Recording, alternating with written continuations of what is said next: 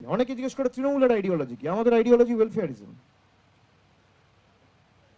একটা প্রান্তিক মানুষকে সহযোগিতা, সাহায্যের হাত বাড়িয়ে দেওয়া, গ্রামের একদম প্রান্তিক এলাকায় যে দাঁড়িয়ে আছে সেও যেন পরিষেবা থেকে বঞ্চিত না হয়।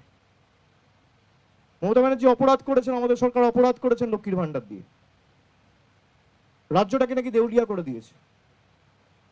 34 বছর যারা ক্ষমতায় ছিল, ঋণের পরিসংখ্যান ছিল 2,04,000 কোটি টাকা। কাউকে তো ভাতাও দেননি, দুটো মাল্টি সুপার স্পেশালিটি হাসপাতাল করেননি, 4টে বিশ্ববিদ্যালয় করেননি। কোন আইডিওলজির বেসিসে আপনি কম্পিউটার বন্ধ করেন? আইডিওলজিটা কি আমি জানতে চাইছি। আমার আইডিওলজি, আমাদের দলের আইডিওলজি আমাদের বলে যে কোনো মানুষকে পরিষেবা পৌঁছে দেওয়া, আর্থিক সাহায্য হোক, যেটুকু আমাদের সামর্থ্য রয়েছে, সীমাবদ্ধ ক্ষমতা রয়েছে, তার বেসিসে যতটুকু আমরা পারবো আমরা মানুষের পাশে দাঁড়াবো। মমতা ব্যানার্জি সরকার দাঁড়িয়েছে, অর্থ সরাসরি মানুষের হাতে পৌঁছে দিয়েছে।